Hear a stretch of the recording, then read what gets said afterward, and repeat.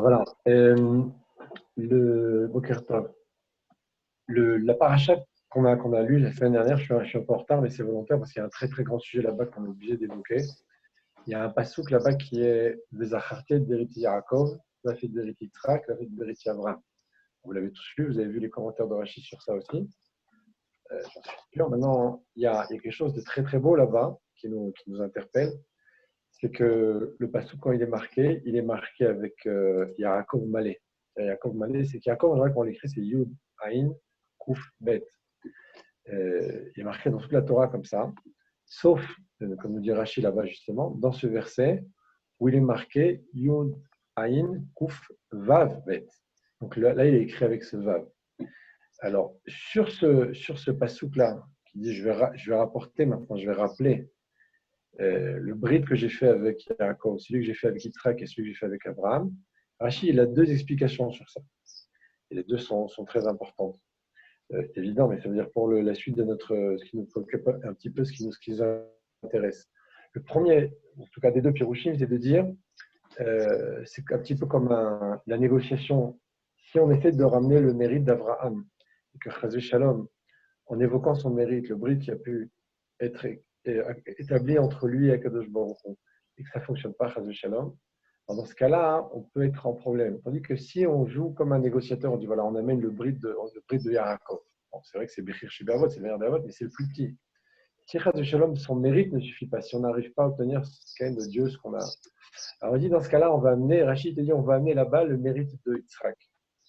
Si jamais ça ne suffit pas, on amènera celui d'Abraham. Donc il y a ici une volonté de gérer ça à reculons. On va commencer d'abord avec le plus petit, puis on va monter comme ça de l'un à l'autre jusqu'à arriver à celui d'Abraham, donc le premier des Havot. Ça, c'est le Rashi sur ce passouk-là où il y a marqué, donc je rapporterai le mérite de chacun d'eux.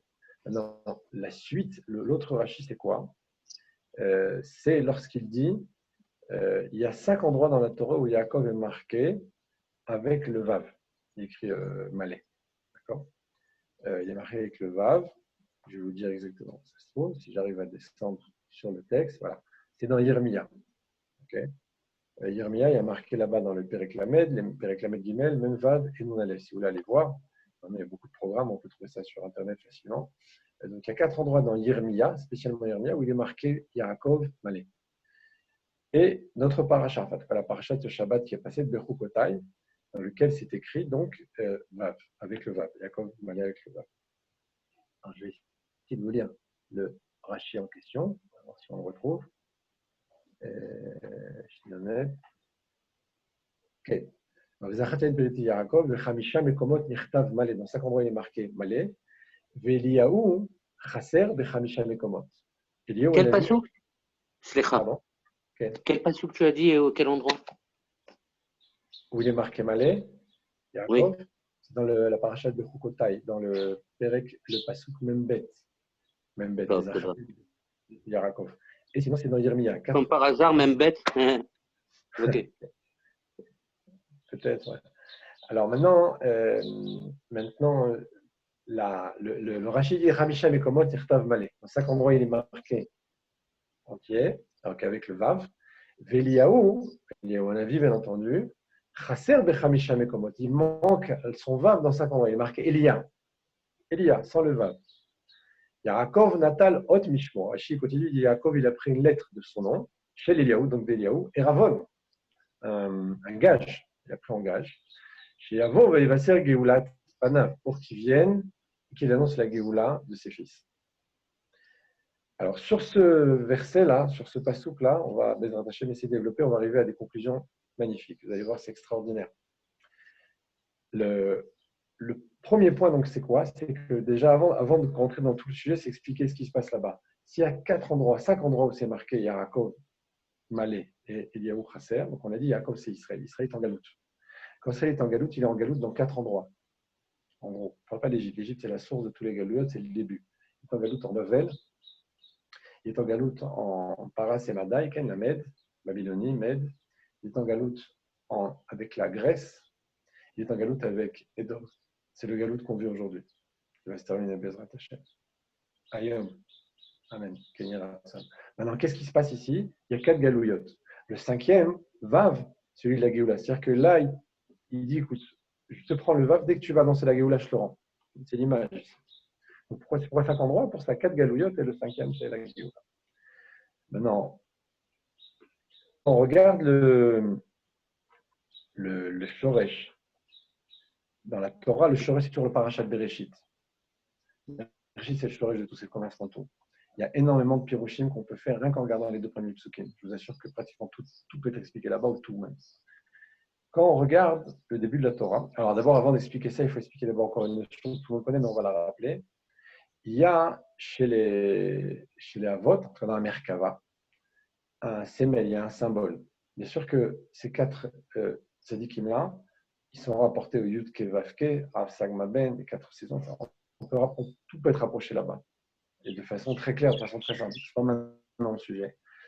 Ce qu'on va expliquer ici, c'est les 4 yesodot, les 4 éléments de base du monde. Il y a l'eau, le feu, l'air et la terre. L'eau, ça correspond au chesed, c'est Avram. Pourquoi c'est le chesed? Pourquoi l'eau, c'est le chesed? Parce que l'eau, c'est un liant. On a expliqué ça, bon, Hachem Yereveni Vadout, on a expliqué ça assez longuement, comme ça, sur la fin. Le Rabbi Levi Yitzhak, le père du Rabbi, explique ça de façon très, très, très, très jolie, très mamache magnifique. Il explique que, entre autres, il explique que l'eau, en quoi c'est important, c'est le chesed. Pourquoi? Parce que quand tu veux faire des chalotes, tu mets de la farine, des œufs, etc. Si tu ne mets pas de l'eau, tu peux pas fabriquer tes chalotes, tu peux pas faire ton gâteau. L'eau, c'est le liant, c'est l'élément que tu vas rajouter à chaque fois un petit peu pour faire que ta pâte va devenir une pâte et que tu vas pouvoir faire quelque chose de mangeable. Dans le même domaine, dans une maison, tu vas construire du plâtre, du ciment, du béton, etc. Si tu ne veux pas de l'eau dedans, tu ne pourras rien construire. Donc, l'élément eau, l'élément vital pour pouvoir lier les choses ensemble, la farine, les œufs, etc., le gravier, le sable et le ciment, c'est avec ça que tu vas à chaque fois lier tous ces éléments qui sont des éléments secs, qui sont des éléments distincts. Et l'eau, elle, est l'élément qui mélange. Donc, l'eau, c'est le chesed. C'est l'élément absolu. Ça correspond à Avram. Quand tu passes au feu, tu es dans la gvoura. Le feu, c'est ce qui casse, ce qui coupe, ce qui détruit. Le feu de la marloquet. Alors, dans la gdoucha, c'est autre chose. Le feu dans la gdoucha, c'est le Ava Kerash Pesh, l'amour comme un feu dévorant, dans un autre degré. Mais de façon matérielle, sur ce qui nous préoccupe maintenant, à la base, le feu, ça correspond à Yitzhak, puisque le premier était Abraham, ça correspond à Yitzhak, ça correspond à la gvoura, ça correspond à la coupure, ce qui va séparer. Quand on arrive, c'est vrai qu'il y a les gvouras, ça correspond à ça. Quand il y a les gvouras, c'est qu'il y a ici quelque chose il y a ici une douleur, il y a quelque chose de difficile. La mort, c'est la plus grande douleur parce que c'est la coupure absolue d'un être avec ce qui l'entoure, ceux qui l'entourent. En réalité, c'est un passage, et c'est évident que pour nous, c'est très difficile. Pourquoi? Parce que c'est la gvoura à son sommet, aujourd'hui, puisqu'on est en galoute. Quand on arrive à l'air, on arrive au Ruach, ça correspond à Yaakov. Yaakov, c'est Ishtam Yoshev Olim, celui qui est assis dans les tentes de la Torah. Torah chez Balpé, Torah chez Birtav. Chez lui, le Ruach, c'est essentiel, c'est la Torah, Evelpé, le souffle de la bouche. Le Ruach, Ruach HaKodesh, etc. Tout ce qui correspond au Ruach, c'est ce Gilouï là, c'est ce dévoilement, c'est la Torah elle-même. Quand on arrive au Afar, on arrive à la terre, ça correspond à David Améler. Ça correspond à la Malchut, ça correspond à la mort. Pourquoi? Parce que David est un mort-né. David n'a pas de vie pour lui-même. La Malchut n'a pas de vie pour elle-même. Elle ne vit que pour l'autre. Elle ne vit que pour donner. Elle, pour elle-même, n'est rien. Elle n'existe pas. Alors, c'est ce qui correspond au Mashiach. Le Mashiach, c'est la Malchut absolue. Pourquoi? Parce que la Malchut, c'est le prisme qui reçoit et qui retransmet à l'infini. Elle a reçu un tout petit peu, elle va donner des bons. Vous prenez la terre, vous mettez une graine, vous allez avoir un arbre avec 2000 fruits, 10 000 fruits. C'est une reproduction infinie. Mais la terre en elle-même ne se reproduit pas. La terre en elle-même est stérile pour elle-même. Vous prenez un amas de terre ou de pierre, vous venez 1000 ans après, ça ne va pas bouger. Elle ne se reproduit pas. Par contre, elle reproduit tout. Tout élément qui passe par la terre va se reproduire. Pareil pour le Shabbat. On va se préparer au Shabbat, on va arriver au Shabbat, ça va être plus point culminant. On va à ce moment-là mériter de voir toutes les lumières, toutes les filotes qu'on a fait, toutes les études qu'on a fait, toutes les préparations de repas, etc. Ce qu'on a pu préparer pendant toute la semaine va se dévoiler, va briller de façon absolue dans le Shabbat. Le Shabbat en lui-même, c'est une mort absolue du matériel. On se détache du monde. Et pourtant, tu vois que là, à ce moment-là, tout va exploser spirituellement, etc. Alors ça, c'est la notion de Malchut. Le Mashiach, c'est la Malchut de la Malchut. Il fait Messirut Nefesh. Dans sa vie propre, il est là pour donner absolument toute l'humanité. Il est là pour donner au Israël la Géoula. Il est là pour donner le dévoilement de Dieu au monde. C'est-à-dire qu'il est le prisme qui est entre Dieu et les hommes. C'est lui. dans l'absolu. Donc c'est Messirut Nefesh, c'est pour ça qu'il est féminin. La femme est prête à donner sa vie pour donner naissance. Donc là, on a les 4 éléments. Quand je regarde le début de la Torah, on a un texte très connu aussi que je vais citer ici. Je vais essayer une petite seconde, je vais fermer une porte.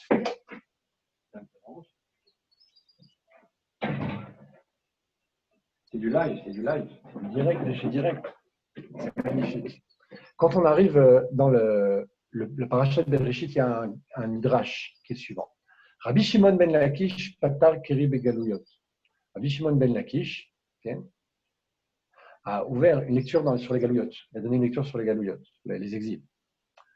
Va'aretz Aitato Vavo. Va'aretz Aitato, excusez-moi, juste Tohu. Les Galout de Bavel, ce qu'on a expliqué tout à l'heure. C'est la Galout de Bavel de Babylonie. Pourquoi? Raïti et Aeretz Veineto. J'ai vu la terre, elle était tôt. Vavo, donc c'est la suite du verset, deuxième verset de la Torah, Ken Bereshit Bara Elokim et Hashem Evaretz, Va'aretz Aitato Vavo. C'est le deuxième verset, qui correspond d'ailleurs au Shem Mab, Ken, le fameux Anna Bechoar. On est là-bas dans les 42 voyages, Ken, comme l'a dit tout à l'heure notre ami, un Mehmet, c'est pas par hasard, Ken, il y a ici quelque chose dans les voyages. Va'aretz, donc on a dit, Vavo c'est Galout Madai. Pourquoi Vavo c'est Galout Madai de Med, Ken, on met des Perses. Vayavhilu le Avietaman. Ils ont venu comme ça rapidement, ils ont fait peur, ils ont attrapé Aman, ils l'ont emmené. Alors, ce Vayavilu là, c'est Vo. Vechocher, l'obscurité, Zegalout Yavan. C'est l'obscurité parce que c'est la galoute de la Grèce. Shecha et Enem al Israël Bexeroten, parce qu'elle a obscurci les yeux d'Israël avec ses xérotes, avec ses décrets. Shaita Omeret Laem Kivu al Kiren Ashor Shen Lachem Chelek Beloke Israël. Parce qu'ils ont dit, écrivez sur la corne du taureau que vous n'avez pas de part dans le Dieu d'Israël. Alpneteon, donc c'est pratiquement la fin du verset, en tout cas cette partie difficile, sur la surface du théum, de l'abîme, Zegalout Mamechet Arisha, c'est la galoute de cette royauté mauvaise, donc ce qu'on vit maintenant. Chez N, donc pourquoi il dit, pourquoi? Parce qu'elle n'a pas de fin comme le théum. Alors bien sûr qu'il y a une fin, mais quand on regarde ce galoute, souvent, vous parlez avec des gens, vous leur dites ma chère, il va venir. Ça y est, ça fait des milliers d'années qu'on nous la raconte, celle-là, ça ne marche plus. Il y a une espèce de yéhouch, il y a un abandon, shalom, on peut comprendre. C'est le mot de Reb Zouchen, il a dit à la fin, ton machar, ils vont plus vouloir, tu vas l'envoyer, ils vont lui dire mais qui tu es, Bechla. Il y a une espèce de yéhouch dans le âme. Pourquoi? Parce que la galoute, c'était 70 ans, 200 ans. Là, c'est plus de 2000 ans. C'est énorme. Sans parler, bien entendu, toutes les souffrances, les pogroms, la Shoah, l'Inquisition, etc. Ce qu'a pu vivre le peuple juif. Donc, quelque chose de très long, de très, très lourd dans ce galoute-là. Alors, il dit, c'est comme le théum, c'est comme l'abîme. L'abîme, elle a une fin. Mais cette fin, elle est tellement loin qu'on imagine que ça ne va jamais se finir. Alors là, on est au bout, bien entendu. Mais en attendant, il y a cette espèce d'abandon là de Israël. Et c'est ça qu'il faut justement changer, relever le roi déjà en disant on est vraiment en train de vivre les derniers instants. Mathéom, comme ce théom-là, il n'a pas de fin. Afarechaim ken, comme ça aussi les Rechaim pareil. Le roi Elohim Erachefet, le souffle de Dieu soufflait alpinéamain sur la surface des eaux. Zerucho shel melech HaMashiach. C'est le souffle du roi Mashiach. Eyach Madea Tamar, il dit comment, comme c'est écrit, Venachar alav roi Hachem, et souffler sur lui le souffle de Dieu. C'est le verset qu'on lit dans les Chagim, qu'on évoque dans la Kriyat Torah. Les prophètes là-bas, les rois Chorma, Bina, roi Tzaguvora, etc. Toutes les formes de roi, toutes les formes de dévoilement, dans la Chorma, dans la Bina, dans la Etza, dans la Gvura, tous les niveaux. Ubasov Venachalav roi Havaye, et sera souffle sur lui le souffle de Havaye, le souffle de Dieu, au-dessus des mondes. Mais Desrout, Memash Meshet Uba, par quel mérite ça va venir? Parce que c'était à la surface de l'eau. Bisrout, la tchouva, shinim shel kamaim. Par la tchouva, qui est comparée à l'eau, shnemar, chifri, kamaim liber. Et déverse comme l'eau ton cœur. Donc quelqu'un qui va faire tchouva, il va commencer à pleurer, il va commencer à réaliser ce qu'il a fait, et il va regretter, et il va épancher son cœur en pleurs. Donc ça, c'est quoi ces larmes-là? C'est l'eau. C'est cette tchouva-là qui est forte, qui est comparée donc à cette eau-là de la création du monde. Alors, pourquoi maintenant on explique tout ça? Parce que ce verset-là de Bereshit, eh bien, il évoque de façon incroyable, parce qu'on a avant, on est dans la pré-création du monde, évoque exactement tous les galouyot, les 4 galouyot, et bien entendu à la fin la Géoula. Alors maintenant, quand vous regardez l'ordre du verset qui nous intéresse, okay? On a dit ici maintenant, parce qu'on a lu Shabbat, tu vas amener le mérite de Yaakov puis celui d'Israël, car enfin celui d'Abraham. Quand vous regardez bien ici, vous voyez que l'ordre est exactement l'ordre du verset. Pourquoi? Parce qu'il est créé. Alors, bien entendu, on a Arrête, Aïtato, Vavo, Verocha, on a ici les 4 galouillotes, on a parlé des exils. Donc, vous vous souvenez qu'on a dit dans le verset, on a dit là-bas, Yaakov a pris de Eliaou 4 endroits, les 4 vaves. Et dans le 5e endroit, correspond à la Géoula, c'est ce qu'on a expliqué. Quand il a pris dans 5 endroits, il a emprunté son vave, il lui rendra dans la Tilavo, quand Machar va se dévoiler, puisque c'est lui qui annonce la Géoula. Alors, quand vous regardez l'ordre du verset, c'est marqué le Ruach Elohim Ba'achefet Apneamayim. Ruach, on a dit, c'est qui? C'est Yaakov. Elohim, c'est le nom dans la Gvora, c'est comme ça que Dieu crée le monde, bien entendu. Par ce nom-là, il va contracter sa lumière, il va donner naissance à ce monde, à ces mondes. Donc j'ai ici le souffle qui est Yaakov, j'ai Elohim qui correspond à Yitzhak, c'est son nom, c'est le nom qui est attaché à Yitzhak, Pachad Yitzhak Elohim. Donc on est ici dans le Esh. Al Peneamayim, l'eau, on a dit c'est Chesed, c'est Avram. C'est-à-dire que dans ce verset-là, Rashi, a priori, peut-être aussi tire son enseignement au-delà de ce que nous connaissons, cet ordre-là de Yaakov, Yitzhak et Avraham, parce que le verset qui est évoqué ici, qui nous dit tous ces galouilles-là, ils vont se terminer comment? C'est le souffle qui est à la surface de l'eau. Alors c'est exactement le même sujet ici, c'est la Géoula, c'est le 5e vav. C'est Bédiouk ce qu'on a vu dans notre verset. Yaakov, Yitzhak et Avraham, Ruach Yaakov, Elohim Yitzhak, Maïm, Avraham. Bien entendu, au milieu, il y a Merach Refet, ça correspond à Raph Ahmed, ça correspond à Mavet, c'est David, alors c'est encore un autre sujet, même si on va essayer de l'évoquer à la fin. Alors maintenant, vous voyez donc déjà le lien très fort qu'il y a entre ce verset-là et celui de la création du monde. Maintenant, quand on regarde le nom de Yaakov, eh bien ce nom-là va changer. Le nom de Yaakov en lui-même n'est pas le nom absolu. Le nom de Yaakov correspond à un degré qui est relativement bas. Alors, il explique ça dans les Sichot, Yaakov Otiot Yud Akev, le Yud dans le talon. Mechila, oui. Tu as remarqué que dans la Tfila, quand on fait Tachanoun, page 15, là tu dis Brit Yaakov, Vebrit Yitzhak, Vebrit Abraham. Aussi tu l'as dans cet ordre. Et à la fin, tu as Arrête. Okay. Tu as remarqué? Tu as Yaakov, le fils, Yitzhak, le petit-fils, et Abraham, le grand-père, sur la Tfila aussi. Après, il y a Arrête, Score, Arrête, Score. C'est des mamarim shlemim, ça, je ne veux pas rentrer maintenant ici parce que c'est non, parce que c'est rare de trouver l'inverse, c'est pour ça que je me suis permis de te le dire. Arrête se trouve à la fin, ça correspond, même s'il y a Raph Ahmed dans le Bereshit, Arrête se trouve à la fin, Arrête ça correspond à David. Oui, non, je te parlais par rapport de retrouver Yaakov avant Yitzhak et Abraham, on le voit finalement. Voilà, c'est ce verset-là qu'on dit. Excuse-moi. Pas de problème. Ce verset que tu évoques, c'est le verset dont on est en train de parler. Qu'on retrouve dans la Tfila. Oui, bien sûr. C'est un verset qui est pris de la paracha. C'est pour ça que tu pensais que tu parlais de Eretz, ça correspond à Malchut, c'est David, etc. Non, on ne parle pas de ça. Non, c'était juste par rapport à l'ordre. Ok, peut-être. Non, ce verset que tu dis dans la Tfila, c'est ce verset-là. C'est ça. Ah, c'est pas un autre verset, c'est celui-là. Oui, on le dit tous les jours.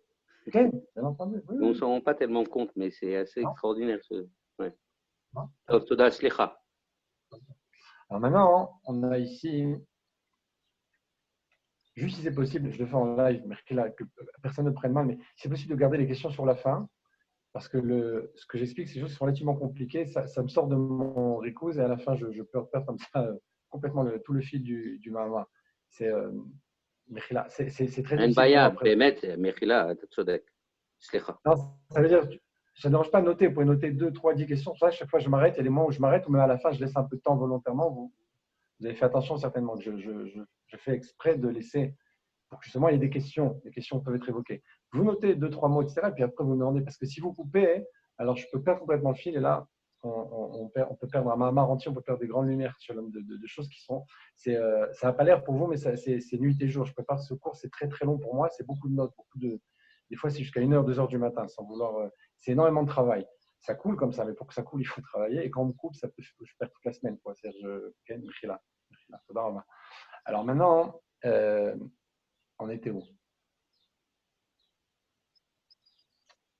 Ok. C'est tout le problème.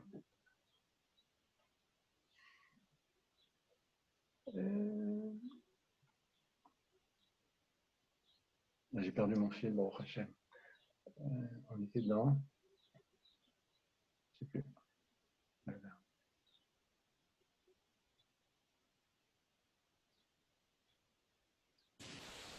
Oui, Israq, tu as besoin de quelque chose? Tu as besoin de quelque chose, Israq? Un petit verre de whisky. Ah, tu as un bug? Avec des glaçons, avec des glaçons. Ah, ça va enlever C'est ça un va bug enlever parce le que bug. j'ai perdu le fil. J'ai perdu C'est ma un bug, c'est pas concentration. grave. C'est pas grave, ça va venir. Quelle désorientation, quelle. Où est-ce qu'on était? Voilà. Désolé, hein, Yud, Yud et Kev. Vous parlez de Yud et Kev pour Yaakov. Le nom n'était pas très élevé. D'accord. Yud et Kev, effectivement. Alors, Rabbi évoque ça souvent. Yaakov, c'est le nom qui correspond à un degré qui est relativement bas, on a dit. Donc, c'est Yud Akev, le Yud dans le talon. Le nom qui est haut, c'est Israël, l'Irosh. Okay, le Rabbi l'évoque très très souvent dans beaucoup de farines, c'est marqué, le Rabbi le ramène énormément. Israël, l'Irosh, ils sont pour moi une tête. Donc vous voyez qu'on passe d'ici, du niveau le plus bas qui est le talon, la partie la plus insensible, la partie la plus basse du corps, au niveau le plus haut, la tête. Alors bon, il y a sur ça beaucoup de marmarines, ce n'est pas maintenant le sujet, mais c'est la notion qu'on veut évoquer ici. L'Irosh, Yudakev, Yaakov et Israël. Alors maintenant, ces deux noms-là, donc on a dit, même si Yaakov normalement est marqué souvent, le plus souvent avec Chasser Vav, le vrai nom c'est Yaakov avec le Vav, comme il a pris de chez Liaonavi, et le nom le plus haut c'est Israël. Alors maintenant, il y a un passage dans lequel Yaakov justement va changer de nom. Il va changer de nom dans le combat avec le Malach de Esav. Ça va se passer où? Ça va se passer au Mavar Yabok. Mavar Yabok, c'est un endroit. Yabok, c'est un fleuve, donc au passage de Yabok. Ce mot de Yabok, il est évoqué aussi beaucoup dans les Sfarim. Yabok, c'est une valeur numérique de 112. 112, ça correspond au nom de Elohim et Havaïe. Ici, les deux noms, celui de la Gvura et celui du Rachamim, de Yitzhak et de Yaakov à la fois. Donc Yaakov, Yitzhak, donc on va rappeler 6, 7, 8, et on est dans les degrés donc, de Yaakov et Yitzhak. Donc Havaïe et Elohim, ensemble, ça fait 112, c'est Yabok. Ce nom de Yabok, c'est ce qui se passe là-bas donc avec le Malach. Et l'ange lui dit la chose suivante, Vayakom, là il a Ken, ou Vaikarch Tenachav, il s'est levé la nuit, il a pris ses femmes, ses servantes, etc. Il a fait passer le Nahal, et il a passé ce qui était à lui aussi. Je traduis directement les versets, je les lis, je vous les traduis directement. Là, il va être Yaakov Liado. Alors il est resté Yaakov seul, il a lutté l'homme avec lui jusqu'au petit matin. Il a vu qu'il n'arrivait pas à le battre, donc il l'a touché dans le kafirero, dans la cuisse, quoi, dans la partie, donc, ce qu'on appelle le guide anaché, ce nerf sciatique là, et il a blessé là-bas lorsqu'il se battait avec lui. En fait, on parle ici d'un tikkun abrit, mais bon, c'est en remède. Vayomer, Shalchani, il a dit envoie-moi. Non, j'ai dit envoie-moi, parce que le jour se lève, et chacun a une mishmeret, il dit ma mishmeret se termine, laisse-moi partir. Et Yaakov lui dit je te laisse partir que si tu me bénis. Et donc il lui a dit quel est ton nom? Il a répondu Yaakov. Ici, Yaakov est marqué Chasser, qu'il n'y a pas avec le Vav. Il répond Yaakov. Lo Yaakov Yamer Ochimcha Kiim Israël, qui s'arrête à Emelokim Veimanashim Atuchal. Ton nom ne sera plus Yaakov, mais il sera Israël parce que tu t'es battu avec Dieu et avec des hommes et que tu as gagné. Alors, sur ce point-là, plus tard, on va voir un autre verset, comme une confirmation, une chotémet, un accord total d'Akadosh Baruch Hu sur l'appellation que l'ange a donnée. Merlo Elohim Shimcha Yaakov lo ikare Shimcha od Yaakov kim Israël yeshemecha vaikra shemo Israël. Et donc Dieu lui-même dit, ton nom Yaakov ne sera plus jamais en tout cas, il ne sera plus appelé Yaakov même si on l'appelle encore comme ça, mais Israël, ce sera ton nom et il l'appela donc Israël. Vayomer Elohim anikel shakai pere urve golukai goim yemimcha malachem achatmo. Il dit donc il faut que le peuple grandisse, il faut que le peuple se développe. Pere urve c'est pour vous, le fait qu'il va de se développer, de donner naissance. Il y a ici donc un énorme secret. Pour le comprendre, on va faire appel encore à un autre texte et on va répondre à tout en même temps. Il y a un texte qui est le suivant. J'ai mis à disposition, je l'ai envoyé, mais je ne sais pas si vous arrivez à le lire. Je l'ai envoyé à Rav Yitzhak Sussan. Je ne maîtrise pas trop la technologie. Il m'a demandé donc des fois d'envoyer des textes. Je pense Je vais mettre un lien dans la conversation. Je vais envoyer. Est-ce qu'on peut le faire passer Yitzhak aux gens? Est-ce qu'ils peuvent le voir? Il y a moyen de le voir? Ah oui, on peut le partager. Alors, c'est quel texte? C'est tout ce que les derniers textes que je t'ai envoyés, en fait, ce que tu m'as mis sur le drive. D'accord. Alors, attends, c'est un peu plus compliqué. 2 petites secondes. Si c'est trop compliqué, c'est pas grave, on va pas... 2 petites secondes.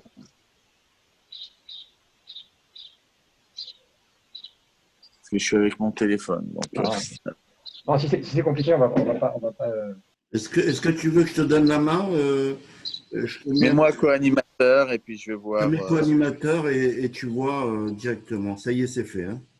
Tu es Alors, co-animateur. Ok. Alors, attends, on va commencer à partager. On va dire ce que j'ai pris en photo et tu vas me dire, est-ce que c'est le long texte? Est-ce que ouais, le long, le long. c'est le long texte? Ok, ok. Alors, j'ai fait un Ça commence avec Rabbi Shimon ben Lakish, ce qu'on a évoqué sur Ouais, Bereshit. ouais, je me rappelle. Deux petites secondes.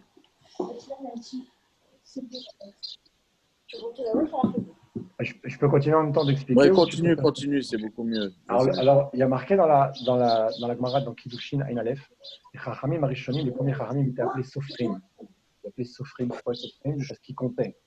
On comprend c'est quoi compter. Même nous, on comptait, on compte la Sphira Taomer, il y a une Sphira, il y a une lumière, etc. Mais bon. Alors maintenant, ils comptaient. Alors, il dit les Fichar Nikro Rishonim Sofrim, Shayu Sofrim, Kol Aotiot Sheba Torah. Ils comptaient tous les lettres de la Torah. Et sur ça, il y a une Gemara très connue qu'on va éclairer aujourd'hui de Bezrat Hashem. Il y a marqué Vav de Gachon. Le Vav de Gachon, Chrétien chez le Tiot chez le Sefer Torah. C'est la moitié des lettres du Sefer Torah. Ce Vav-là, c'est le Vav lorsque Moshe montre à Israël les bêtes qui sont cachées et celles qui ne le sont pas. On dit Kol Oler Al Gachon. Tout ce qui va sur son, qui rampant, les rampants, il ne faut pas les manger. Et là, il montre chaque animal, c'est caché, pas caché. Et le Vav de Gachon, il est grand là-bas. Il est plus grand que le Noun. C'est un Noun Sophite. Le Noun Sophite, il est comme ça. Le Vav, il est encore plus grand. Alors, Vav de Gachon, le Vav du Gachon, c'est la moitié des lettres du Sefer Torah. C'est comme ça qu'ils disent. Darosh, Darash, Chrétien, Shel, Teivot. Darosh, c'est la moitié des lettres, des mots, pardon. Vatit Galar, Shel Apsukim, il dit maintenant, Vatit Galar, pardon, il va se raser, c'est la moitié des versets, puisque c'est la moitié des lettres. On partage les lettres en deux, on partage les mots en deux, on partage les psukim en deux, ils ont tout compté. Char, Semena, Chazir, Miyar. Alors, il y a un Télim, on dit le Chazir, Miyar, le Chazir de la forêt, donc le sanglier. Le Aïn là-bas, hein, il est petit. Aïn Beyar Chetsan Shel Tehilim. C'est la moitié du Sefer Tehilim. Vorachum Yechaperavon, Chetso de Psukim, Vorachum Yechaperavon, c'est la moitié des versets. Maintenant, on a un problème. Je ne vais pas vous lire toute la Gemara, mais là, on a un problème. Il dit c'est la moitié, ils ont tout compté, etc. Il dit, mais j'ai juste un souci, c'est que ce n'est pas vrai. Pas la moitié. Pas la moitié des Tehilim, ce n'est pas la moitié de la Torah. Tu m'expliques que vous êtes Sofrim, vous comptez toutes les lettres. Tu me dis la moitié, c'est ça, la moitié, c'est ça. Après, tu me dis non, c'est une blague. Une image, quoi. Non, c'est pas vrai. Ah, mais c'est pas vrai. Il dit, c'est à toi de réfléchir, il faut que tu comprennes ce qu'il y a marqué là-bas. Ce qu'on te dit, c'est la moitié, il y a un message. C'est pas la moitié en chiffres. Ok. Alors, quand vous regardez ces deux sujets-là, dans les Mamarim, les Rabbeim expliquent ça, hein, de façon très, très, très, très jolie. Ils vous disent que le Chazir, c'est Esav. Okay. Esav, Edom. Oui, je suis cachère. Je suis un petit bien. On est à l'ONU, on siège, on prend des décisions extraordinaires, on aime tout le monde. Chazirim, les grands menteurs. Les ordures, quoi. Mais Chazir, quand même. C'est Edom. Le deuxième, le Nachash, pas besoin de vous expliquer ce que c'est celui qui nous a fait tomber, qui fait tomber Adam Arishon, au moment de la création du monde. Et celui qui va revenir à chaque fois au moment de Zohamat Nachash, il revient dans le Galazav, et c'est ce qui revient encore aujourd'hui, avec ce virus, etc. On en a déjà parlé, et là constamment, rien qu'il faut empêcher la Géoula, c'est ça son but. La mort, la galoute, etc., c'est son boulot. Alors maintenant, d'un côté, on dit Kistaritaim Elohim Beim Anashim. C'est quoi Elohim? C'est Dieu, mais c'est aussi les anges. C'est quoi l'ange? C'est l'ange des Sav. Donc c'est le Nachash. Beim Anashim, t'habitais avec les hommes, c'est qui? C'est Esav. Esav et Lavan. Okay. Donc ça, c'est marqué là-bas. Alors regardez bien ce qui est marqué ici. Là, c'est l'instant T où on va faire tout basculer, on va tout expliquer. Même si on a expliqué déjà ici, c'est très beau parce qu'on a vu Bereshit avec l'ordre du Passouk, mais on a quelque chose de bombe atomique. Regardez bien ce Vav et ce Haïn. Si vous les rajoutez dans le Mahavar et Yabok, qui est un sujet énormément développé dans la Kabbalah, ce Yabok, là, vous rajoutez un Vav et Haïn, vous obtenez le nom de Yaakov, Malé. Yud, Bet, Kouf, Vav et Haïn, c'est les lettres de Yaakov, avec le Vav. Je ne sais pas si vous voyez la teneur de l'explication ici. Donc c'est la moitié. Pourquoi c'est la moitié? Parce que Yaakov, il s'appelle Brea Hatichon. Parce que Yaakov, c'est Israël. Israël, c'est le milieu de la Torah, premier de la Torah. Parce que toute la Torah, c'est Israël. Ishtam Yoshevo Ali. Le peuple juif, il est le merkaz, il est le centre du monde. Il est monté dans la marche de Dieu avant la création, etc. Cette place centrale-là, C'est ce qu'il nous dit ici, la moitié des lettres dans Télim, la moitié des lettres. Maintenant, il y a encore d'Ivrayamim là-bas aussi. L'Ivrayamim, ça correspond à Yosef. Télim, c'est David. Et le Chumash, c'est Moshe. Moshe, c'est David. Dans notre 515 qui revient encore. C'est ça qu'on est dans le 42 aussi. Maintenant, il a fait Toda Rabba. Maintenant, quand vous regardez, on a expliqué maintenant ici que Yaakov, donc il a ici une réparation, qui s'est battu avec l'ange et avec donc Dieu et les hommes, et il a gagné. Et qu'est-ce qui se passe à ce moment-là? Il ne sera plus Yaakov, il sera Israël. Maintenant, ça monte encore plus loin. On retourne à Bereshit encore une fois. C'est le même voyage. Qu'est-ce qui s'est passé là-bas à Bereshit? Il y a eu une lutte entre l'homme et le serpent.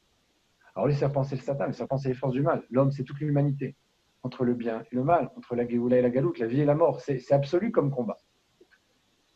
Il va y avoir un jugement après que le serpent va influencer Chava, qui va elle-même donner de force, dit la Kabbalah, de force à manger à Adam, jusqu'à ce que les Yitzhara rentre en lui, et qu'il donne-moi encore du fruit.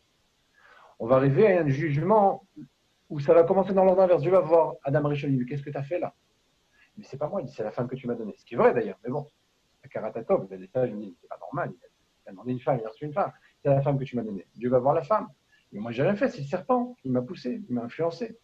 C'est-à-dire, on va reprendre l'ordre des choses. Il va commencer Dieu à juger le serpent, puis la femme, puis l'homme. Toutes les calottes qu'on connaît, la femme dans la souffrance va donner naissance. L'homme va travailler la terre avec les kotkos et dardar, etc., avec toutes les mauvaises herbes. Il va devoir travailler la sueur de son front. C'est pas une bracha, c'est une klala, quand même. Travailler la sueur de son front, c'est pas quelque chose de positif. C'est ce qui reste de ce qui s'est passé. Le serpent va aller, quand il va ramper, il ne sera plus. Donc, Al-Gachon, il va aller sur, on l'a dit tout à l'heure, il va aller sur un rampant. Alors, quelle est la punition ici du serpent, qui est le premier, qui est le déclencheur? Écoutez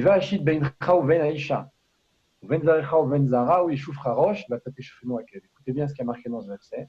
Il dit, il va t'écraser la tête et toi tu l'attaqueras au talon. Mazé roche, l'iroche, c'est Israël. Toi tu vas lui écraser avec ton talon, c'est quoi talon? C'est Yud Akev, c'est Yarakov. C'est marqué dans le verset. C'est le tikkun. Ce que fait Yarakov, c'est la réparation de ce souffle de Dieu qui est à la surface de l'eau. C'est la réparation d'Adam Arishon, puisque Choufré de Yaakov, Ken Choufré d'Adam Arishon, la beauté de Yaakov est à l'image de la beauté de Adam. De quelle beauté on parle? Yaakov, c'est le Kavensei, c'est justement le milieu dont on parle ici. Adam était au milieu, puisqu'il est Keter, c'est le début de toute la lumière, de tout le dévoilement de Dieu, de Dieu dans le monde. Comment ça fonctionne? Dieu passe par le Keter. Le Keter, à Chokma Ma'intimat, la Chokma, c'est la première sphira. Ça commence avec le Keter. Le Keter, c'est le premier dévoilement. C'est le Haïn absolu. Pourquoi on l'appelle Haïn? Pourquoi on l'appelle néant? Parce qu'on ne comprend pas ce que c'est. C'est tellement énorme qu'on l'appelle ça néant. De là va venir toute la création. Adam Arishon, il est dans ce Haïn-là. Il est dans l'axe central. Il est au début de toute cette création. Il va tomber. Qui va réparer ça? Celui qui vient ensuite. Après lui, on a Noach, Ken, qui est l'un entier dans ce même réseau, et qui va aussi tomber. On a Abraham et Yitzhak, ils sont à droite et à gauche. On a parlé de ça, on a dit, il y a ici une petite minute, il y a un danger. Il y aura Ishmael et Esav. Qu'est-ce qui va avoir Mitato Shlema? Qu'est-ce qui va donner naissance au Ham? Israël, justement. C'est Yaakov, c'est Israël. Il est dans l'axe central, mais dans la réparation. Ce que nous disent les sages, quand tu verras, le milieu des lettres, c'est ça, le milieu, c'est ça. Ben non, le milieu, c'est Aïn et Vav. Aïn et Vav rajouté à Yabok, là où il s'est battu, tu obtiens Yaakov. Et là, c'est le milieu absolu. C'est le milieu dans la réparation.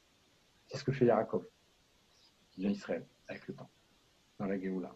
Alors maintenant, ici, je comprends beaucoup de choses. Je comprends ce verset, les Zachartiet, Bénété Yaakov, lors du verset où je dis Yaakov, Yitzhak et Abraham, puisque c'est le verset de Bereshit, on a dit quand Dieu va se dévoiler, c'est le Ruch el Melech HaMashiach, c'est le roi Mashiach, qui va réparer ce qui s'est passé avec les 4 Galouyot. Quand on regarde maintenant le début de la Torah, on a compris ce verset. Quand on regarde ensuite le combat qu'il y a entre Yaakov et l'ange, c'est qui cet ange-là? C'est le même, ce même serpent qui a voulu faire tomber Adam. Lui, il va le combattre, il va le battre, il va réussir à le faire tomber. Donc, on va avoir ici réparation. Le point qu'il va lui dire ne sera plus Yaakov, qui sera Israël.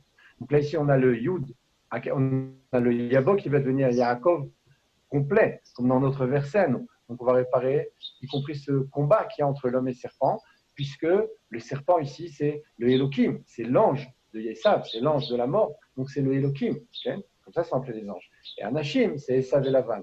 Donc ici, il a réussi à battre tout le monde, c'est Israël. Alors maintenant, on a déjà expliqué beaucoup de choses, bon Hachem. Qu'est-ce qui va se passer ici? Il va se passer la chose suivante. Quand on dit qu'il va rendre à Eliaou son vase vers le Héravon, c'est que les sages dans la Kabbalah expliquent que le nom de Yudke Vavke va devenir Yudke Yudke. Alors ce Yudke Yudke, ce qui est marqué dans le verset Vaya Bayom Aou Dilye Hachem Echad ou Shmo Echad. Quand c'est marqué Yiyé, il sera, hein, c'est Yudke Yudke. Mazé Hashem Echad ou Shmo Echad. Maintenant, j'ai un monde et j'ai Dieu. Okay? Quel olam, on dit Dieu, le Dieu monde. Alors, bien entendu, quelqu'un qui est croyant, il dit mais non, Dieu c'est le monde. Et quand vous prenez la majorité de la population mondiale, malheureusement aussi dans le Ham Israël, les gens ils vont dire non, tout ça c'est très gentil, mais on ne le voit pas Dieu. Il est où ton Dieu? Alors il y a Dieu, il y a le monde, il y a une dichotomie ici. Il dit mais dans la tille de la veau, Dieu va se dévoiler. Il n'y aura plus d'akrachat. Tu peux dire j'ai vu, je n'ai pas vu, c'est vrai, c'est pas vrai, j'y crois, etc. Non, ce sera absolu. Chacun va voir avec ses yeux. Quand Mashiach va venir aujourd'hui même, Bezrat Hashem, chaque objet avec la lumière de Dieu qu'il a fait. Il va avoir le Yudke Vavke total. Il va devenir Yudke Yudke. Ce ne sera plus Yudke Vavke. Il y a ici une perte. C'est quoi cette perte? Il y a ici un déséquilibre. Non pas dans le nom de Dieu, Chaz Shalom, dans son dévoilement. Ce sont des kinouim. Dieu, ce n'est pas Yudke Vavke. Dieu, ce n'est pas Shakai, ce n'est pas Ken, ce n'est pas Elohim. Dieu, c'est Dieu. Il n'y a pas de nom pour lui. C'est comme on dit dans la Tfila, on dit pas l'élim. Et lave de l'Olim. Nous avons pris à lui, mais pas à ses midot. Tous les noms qu'on va donner, Rachum, Chanon, Avaye et Elohim, ce sont des kinouim, ce sont des appellations, ce sont des dénominations, ce n'est pas lui. Il est au-dessus de tout ça, il n'a pas de nom. Quand tu donnes un nom, tu l'as limité. Donc maintenant, qu'est-ce qui se passe ici? Ce Yud Kevav, qu'il y a malgré tout une espèce de déséquilibre. J'ai un lien absolu entre le premier et le deuxième et, ils sont identiques. Entre le Yud et le Vav, comme Yaakov Pada et Abraham. Yaakov, il a racheté Abraham. Il y a un lien entre le Rachamim et le Chesed, entre ce souffle-là et l'eau. Maintenant, il y a quand même quelque chose qui ne marche pas bien. C'est que je devrais avoir une totale, une ressemblance absolue, une zéro, je ne sais pas comment dire, j'ai oublié le mot français, il faut que ce soit exactement la même lettre. Donc c'est ce qui sera la Tilavo lorsque Dieu va se dévoiler, il sera Hashem Echad, ou Shmo Echad. Pourquoi Shmo Echad? Je vais avoir Yudke, Yudke. Donc ce sera Yiyé. Okay?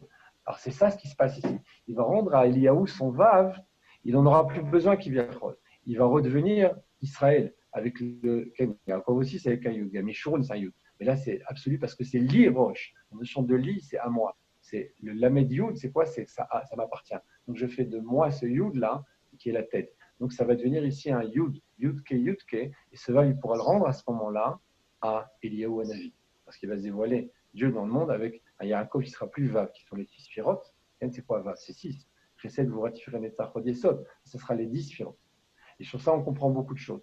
On comprend par exemple qu'il y a marqué dans le texte que lorsque Mashiach viendra, on pourra faire la conquête des 10 peuples. Vous savez qu'à Knani, à Girgashi, à Iboussi, à Ken, Chivi, tous les peuples. En général, on marque 7 peuples. C'est quoi ces 7 peuples? Ce sont les Midot. C'est exactement ce qu'on fait maintenant. C'est ce qu'on appelle les 7 rois qui sont morts. Les 7 rois de Edom, justement, qui sont morts. Et qu'on répare dans la Sphirata Omer. On est complètement dedans. Donc, c'est 7 fois 7. Quand tu arrives aux 50, alors tu es dans le Yud, tu es dans quelque chose qu'on ne peut pas saisir. Ça correspond à Kadosh Baruch Hu qui se dévoile sur le Sinaï. Justement, ça sera nôtre. Ce sera Israël, il sera complètement là-dedans. On ne sera plus dans le Vav, dans le Zayn, parce qu'on rajoute la Malchut, on l'a expliqué déjà la dernière fois, on a un Abéchoir, etc. Mais à la fin, on reprend tout le verset, chaque lettre, chacun des noms des mêmes bêtes, les 42 lettres. On lit d'abord Aleph, puis Beth, puis Gimel. Puis à la fin de la semaine, dans le 7e jour, on lit les 6 lettres à la fois. Donc on reprend, c'est la plénitude, c'est le Shabbat. On a 6 fois 6, à 7, pardon, ça fait 42. Et on a 7 Malchut, 42 et 7, ça fait 49. Donc on a même bête, les 42 voyages, le nom même bête, etc., qui devient 49, les Malchut. On a ici quelque chose qui est dans le 7. Ce n'est pas absolu. C'est la galoute. On revient à Shabbat, même si c'est un jour très très haut, le lendemain on revient à Yom Rishon. Quand tu arrives à Yom Hashmini, quand tu arrives au 8e jour, tu changes complètement le Seder. Tu ne reviens pas à Yom Rishon, tu commences quelque chose de totalement nouveau.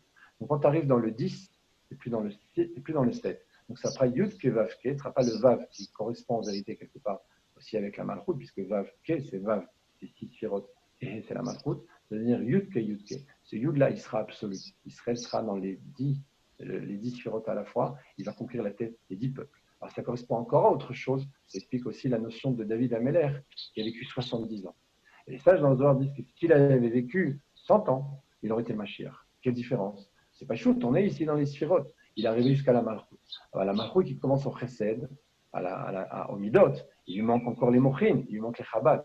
Quand tu commences avec les Mochin et que tu continues sur les Midot, jusqu'à la Malchut, alors ta plénitude, qui a manqué à David, c'est de vivre plus que ça. 70 ans qu'il a reçu de Adam, c'est magnifique. Il a posé les jalons de la Géoula. Il est le Mashiach lui-même potentiellement. Et il manque encore quelque chose. C'est-à-dire que le Mashiach lui-même sera dans la plénitude. De toute façon, David a vécu 70 ans, il a vécu 100 ans, on aurait eu les 10 fois 10. Donc c'est ça la notion de Mashiach qui est totalement dans ce Yud-là. C'est pour ça qu'il y a marqué que lorsque Yaakov donc prend ce Vav-là, il le garde, ce Vav qu'il a chez lui, et il va le rendre, parce qu'il est en Rabon, il est en gage, il va le rendre à Eliyahu Hanavi. Il va se passer à ce moment-là un Gilouï du nom Yudke, Yudke, Eliyahu Navi va annoncer la Géoula, et Yaakov ne sera plus dans le Vav, il ne sera plus dans le Akev, il sera dans Israël, il sera dans le Yud. Là, on va complètement changer ce système-là. C'est un des messages qu'il y avait aussi sur ce verset-là. Alors maintenant,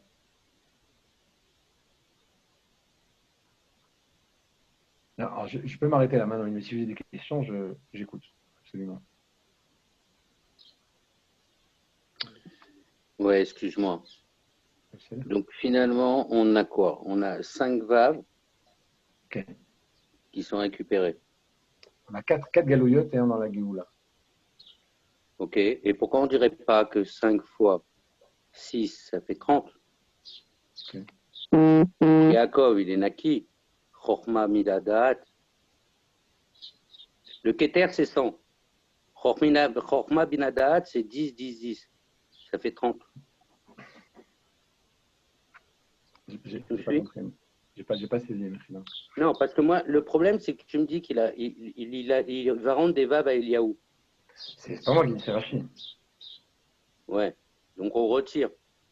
Alors qu'en vérité, on devrait rajouter, c'est 4. Au cas où. Non, 4. Au cas où tu me parles des 4. Alors pourquoi ça ne serait pas les 4 mondes? Il y a un seul monde maintenant. Il n'y a que Yechida. C'est-à-dire qu'il a nettoyé tous les mondes. Asiya, Yetzira et Bria et Atselo. Il a tout fait nickel. Puisque tu as 4 mondes.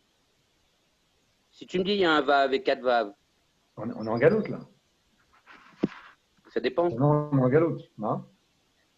Ça dépend parce que si toi tu es lié à ton père et complètement à Yaakov et aux Alachot, toi tu peux être déjà dans la Géoula, personnelle, individuelle. Je parle du Ham Israël. Dans sa grande majorité, Ham Israël il est en galoute. Ma chère, il ne s'est pas dévoilé.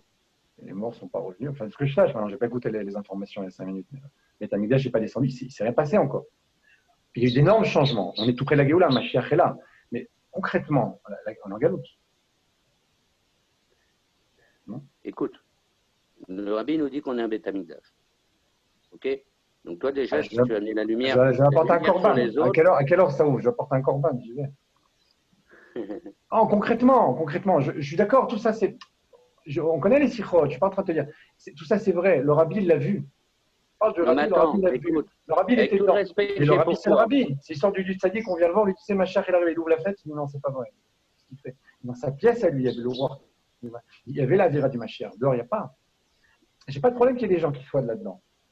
Tu vis complètement là-dedans. J'ai aucun souci. Mais où est le Beth Amikdash? Où il est mon grand-père? Oui, mais moi, c'est ça mon souci. Pas revenu encore les morts. Parce que, où il est le Mashiach? Comment il s'appelle? Moi, c'est ça mon souci, tu vois. Parce qu'en réalité, comme tu le sais, il y a des codes d'accès qui te permettent de pouvoir vivre la Géoula. Tout de suite, 24 heures sur 24, selon les moyens de chacun. Et c'est cette information-là qu'il faut diffuser à Israël. Tu comprends? Et c'est là où on va arriver à l'unicité. Parce qu'il y a accès et il y a possibilité. D'accord? Il y a les outils, on a tous les outils et toutes les combinaisons. C'est juste de donner les bonnes informations, une bonne éducation dès l'enfance. Et je crois qu'on a été trop pollué par des informations qui ne sont pas bonnes. Israël. Les Khila. Et il reste mais ça peut être une conversation entre vous, parce qu'il lui reste 10 minutes là. Je me demande s'il y a des questions techniques, c'est des questions. Voilà, après, on peut lui poser des questions sur la HKFA, des questions sur le. Voilà, juste le contenu du chiot. C'est la philosophie. Là, je parle de. Je suis pas sûr en plus que tout le monde comprenne ce que tu veux dire en disant que ma chère est déjà venue parce que. Je m'excuse, moi je n'y suis pas encore. Personnellement, non. Je suis en galoute. Je suis désolé. Je suis pas encore dans la Géoula. Je veux la Géoula. Total. Alors, je pense qu'il y a des questions. Continue ton cours en galoute et puis j'espère qu'il continuera en Géoula. Vas-y, attaque. Alors, maintenant, il y a encore autre chose, on avait évoqué la dernière fois. Et là, on a déjà vu le ribour entre Bereshit et le passouk de Bechokotai, entre Bereshit et le combat de Yaakov, donc au Mavar Yabok. Il y a encore un autre lien, c'est le fameux rêve que fait Yaakov lorsqu'il arrive là-bas à Bethel. Okay, et donc, il voit ces anges qui montent et qui descendent. Alors, vous savez tous que les anges qu'il a vu monter et descendre sont les anges des 4 Galouyot. Ça aussi, c'est marqué. Okay. Le Ramban, il explique ça. Il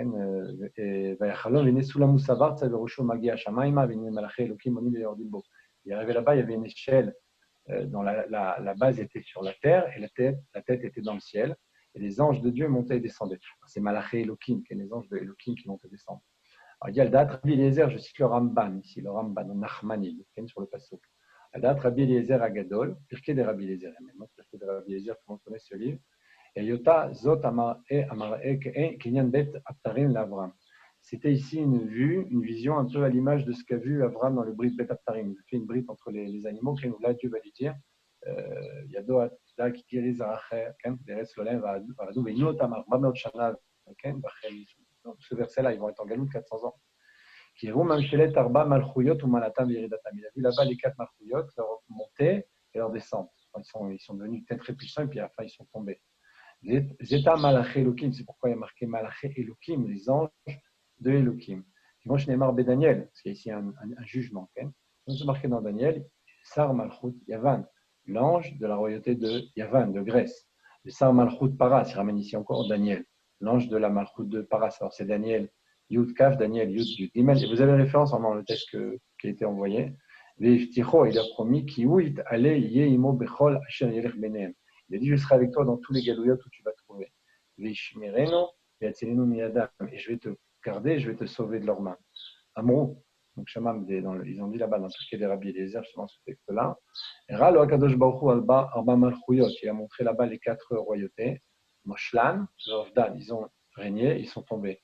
Et Roussar Malchut, Bechol, Ola Shivim, Okim et Yored. Alors il a vu là-bas Sar Malchut Bavel, le Sar de la royauté de Bavel, de Babylonie, qui est monté 70 ans et qui est tombé vers où Sar Malchut Madai Ole Hamishim Bishnaim Okimer. Il a monté donc 52 ans celui de Madai, de Med, qui est tombé.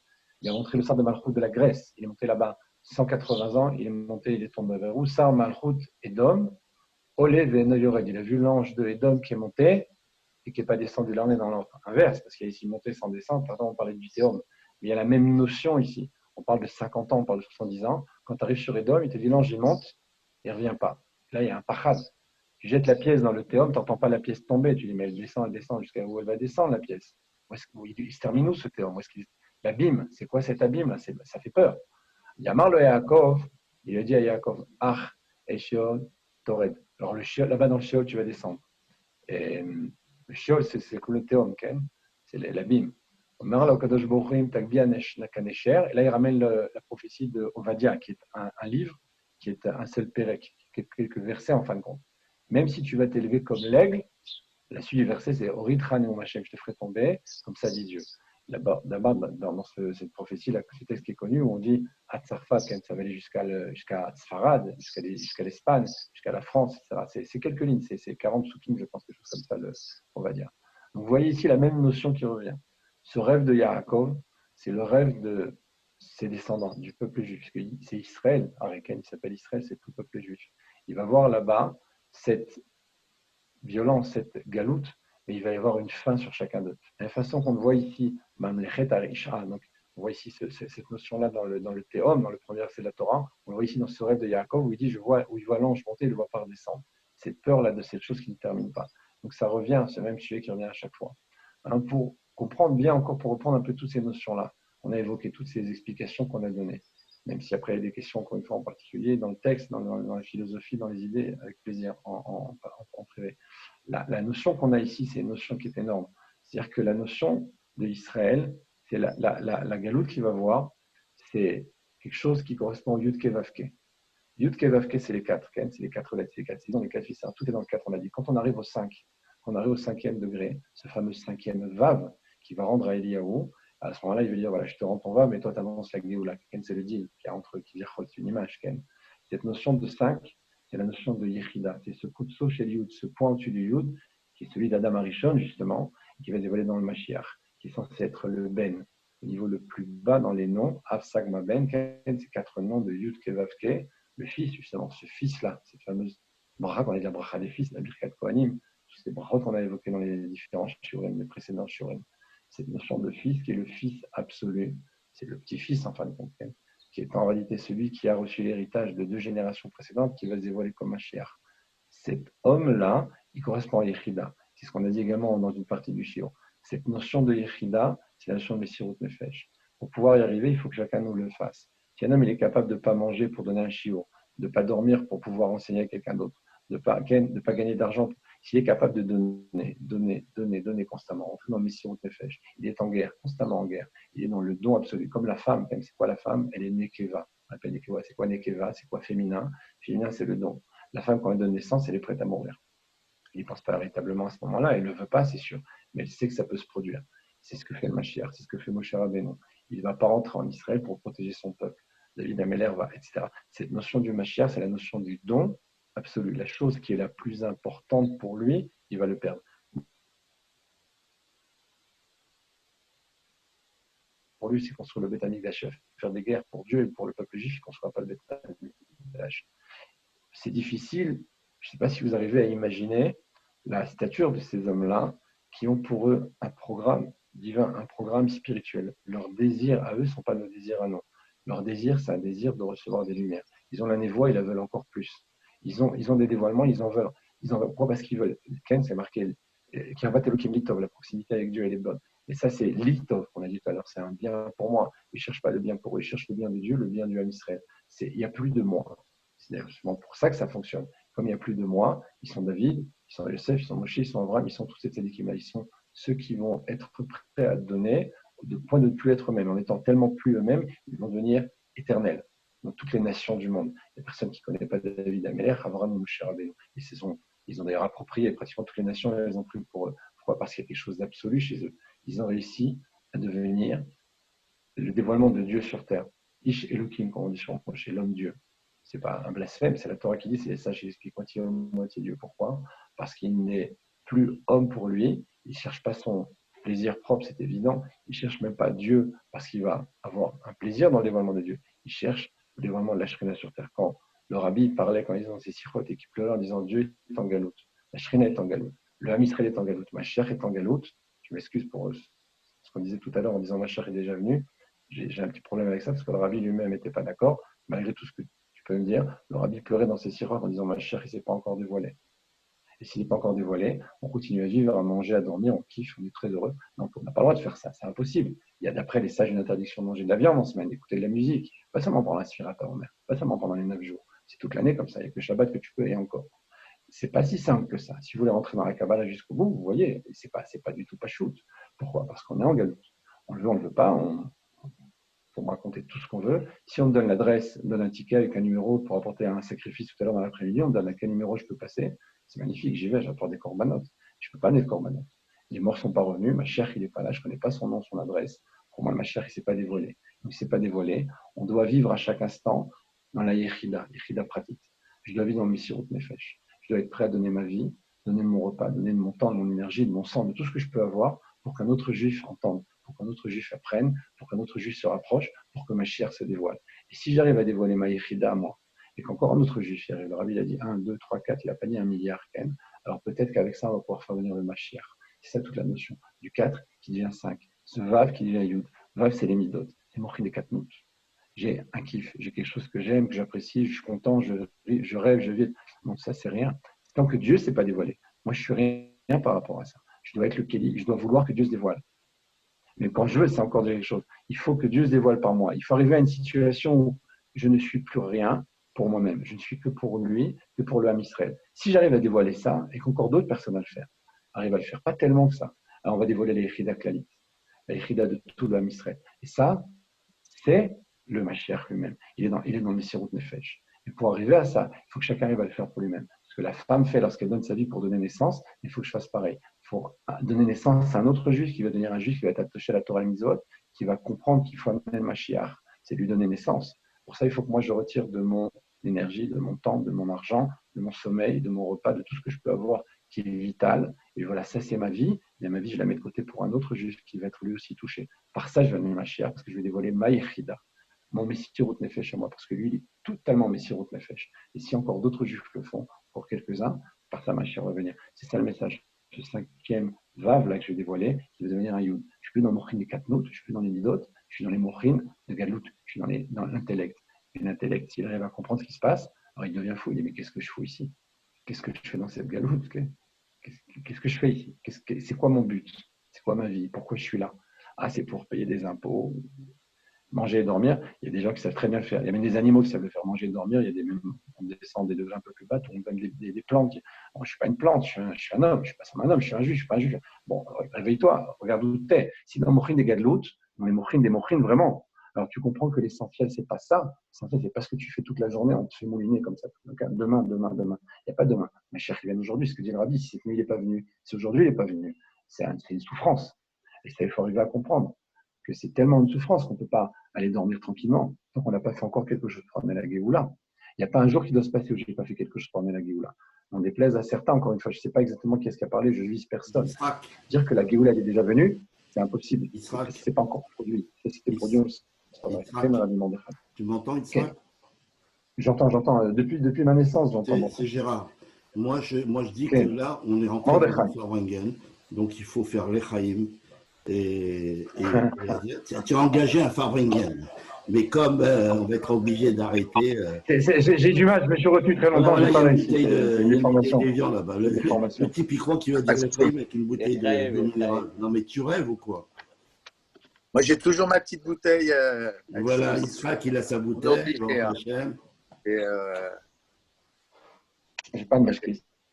Ok, très beau, magnifique. On t'aime. Et le but, pourquoi Dieu nous a donné la Torah, c'est pour partager. S'il n'y a pas le partage, il n'y a rien. C'est zéro, c'est nul. Donc, partagez tous sur Zoom, partagez vers d'autres juifs. Faites de la publicité pour Zoom, car c'est des lumières en plus qui arrivent dans le monde et qui vont au dévoilement de Mashiach.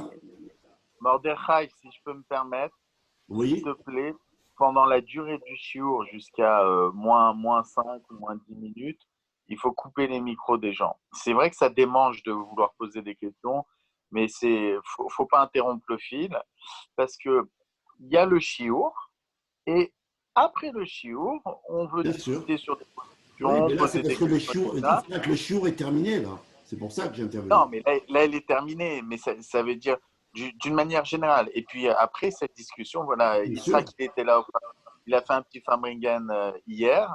Ouais. On peut aussi prévoir un Fabringen au milieu de la soirée, quand il est entre deux écritures. On va faire Fabringen. Il y a de quoi faire. Yitzhak, merci beaucoup. À bientôt. À demain, je crois, non, mercredi, je ne me rappelle plus. Voilà. Allez sur YouTube, il y a le podcast et il y a aussi le lien vers tous les documents que Yitzhak a transmis. Magnifique. Et c'est un lien Drive qui va être présenté au fur et à mesure. Yitzhak, Sultan, on t'aime. Ouais, on s'aime tous. On s'aime tous. Pour l'aide technique, merci beaucoup. Merci Mordechai, merci à tous. De bonnes Alors, choses. on va arrêter. Mashiach now. Amen. Mashiach aujourd'hui. Arshav. Tout de suite. Amen. Allez, Kol Tov.